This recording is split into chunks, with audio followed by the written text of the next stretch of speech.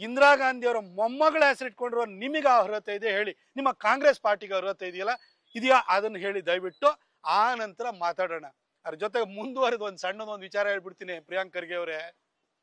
ಅಂಬೇಡ್ಕರ್ ಅವರಿಗೆ ಭಾರತ ರತ್ನ ಕೊಟ್ಟಿದ್ದು 1990ರಲ್ಲಿ ಬಿಜೆಪಿ ಬೆಂಬಲಿತ VP ಸಿಂಗ್ ಸರ್ಕಾರ. ಅವತ್ತು ಅವರಿಗೆ ಭಾರತ ರತ್ನವನ್ನು ಕೊಡಬೇಕಾದ್ರೆ ಅದಕ್ಕೆ ಸಹಕಾರ ಕೊಟ್ಟಿದ್ದು, ಅವರ ಪಕ್ಷಕ್ಕೆ ಬೆಂಬಲ ಕೊಟ್ಟು ಸರ್ಕಾರವನ್ನು ನಡೆಸಲಿಕ್ಕೆ ಕಾರಣೀಭೂತರಾಗಿದ್ದು ಅಟಲ್ ಬಿಹಾರಿ ವಾಜಪೇಯಿ ಮತ್ತು ಲಾಲ್ ಕೃಷ್ಣ ಅಡ್ವಾಣಿ ಅನ್ನುವ ಇಬ್ರು RSSನ ಸ್ವಯಂ ಸೇವಕರು. ಅದೇ ವರ್ಷ ಪಾರ್ಲಿಮೆಂಟ್ ಸೆಂಟ್ರಲ್ ಹಾಲ್ ಅಲ್ಲಿ ಅಂಬೇಡ್ಕರ್ ಅವರ ಭಾವಚಿತ್ರವನ್ನು ಅನಾವರಣ ಮಾಡಿದ್ದು VP ಸಿಂಗ್ ಸರ್ಕಾರ. ಮತ್ತೆ ಅದಕ್ಕೆ ಕಾರಣೀಭೂತರಾದವರು, ಅದಕ್ಕೆ ಧ್ವನಿಗೂಡಿಸಿದವರು ಅಡ್ವಾಣಿ ಮತ್ತು ವಾಜಪೇಯಿ ಅನ್ನುವ RSSನ ಸ್ವಯಂ ಸೇವಕರು.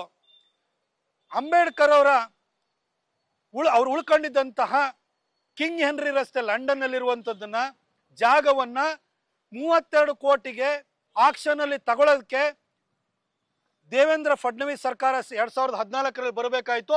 ಆ ದೇವೇಂದ್ರ ಫಡ್ನವೀಸ್ ನಾಗ್ಪುರದ RSS ಶಾಖೆಯ ಒಬ್ಬ ಸ್ವಯಂ ಸೇವಕ. ಇವತ್ತು ಅಂಬೇಡ್ಕರ್ ಅವರು ಶಿಕ್ಷಣ ಪಡೆದಂತಹ ಕಿಂಗ್ ಹೆನ್ರಿ ರಸ್ತೆ, ಅವರು ಡೆಲ್ಲಿನಲ್ಲಿ ಉಳ್ಕೊಂಡಿದ್ದಂತಹ ಜಾಗ, ಅವರು ತೀರ್ಕೊಂಡಿದ್ದ ಜಾಗ, ಅವರು ಹುಟ್ಟಿದಂತಹ ಮಾವು, ಅವರು ಬೌದ್ಧ ಧರ್ಮವನ್ನು ಸ್ವೀಕರಿಸಿದಂತಹ ನಾಗಪುರ, ಹಾಗೂ ಅವರನ್ನು ಅಂತ್ಯ ಸಂಸ್ಕಾರ ಮಾಡಿದಂತಹ ಮುಂಬೈ, ಈ ಲಿಸ್ಟು ಕೂಡ ಎಷ್ಟು ಕಡೆನೂ ಕೂಡ ಅವುಗಳನ್ನ 5 ಜಾಗಗಳನ್ನ ಪಂಚತೀರ್ಥಗಳಾಗಿ ಘೋಷಣೆ ಮಾಡಿದ್ದು ಈಗಿನ ಪ್ರಧಾನಿಯಾಗಿರುವಂತಹ ನರೇಂದ್ರ ಮೋದಿ ಎಂಬ RSSನ ಸ್ವಯಂ ಸೇವಕ. ಅವ್ರನ್ನ ಬ್ಯಾನ್ ಮಾಡ್ತೀವಿ ಅಂತ ಹೇಳ್ತೀರ ಅಂತ ಹೊರಟಿದ್ದೀರಿ ಪ್ರಿಯಾಂಕ್ ಅವ್ರಿಗೆ. ಇತಿಹಾಸದ ಬಗ್ಗೆ ಜ್ಞಾನ ಇಲ್ಲ. ನಿಮ್ಮ ಅಪ್ಪನ ಕುಟುಂಬವನ್ನ ಸುಟ್ಟಾಕಿದವ್ರ ಬಗ್ಗೆ ಸಾಫ್ಟ್ ಕಾರ್ನರ್ ಇಟ್ಕೊಂಡು ದೇಶ ಕಟ್ಟೋರ ಬಗ್ಗೆ, ಅಂಬೇಡ್ಕರ್ ಅವರಿಗೆ ಅತಿ ಹೆಚ್ಚು ಗೌರವ ಕೊಟ್ಟವ್ರ ಬಗ್ಗೆ ಈ ತರ ದ್ವೇಷ ಇಟ್ಕೊಂಡಿದ್ದೀರಿ.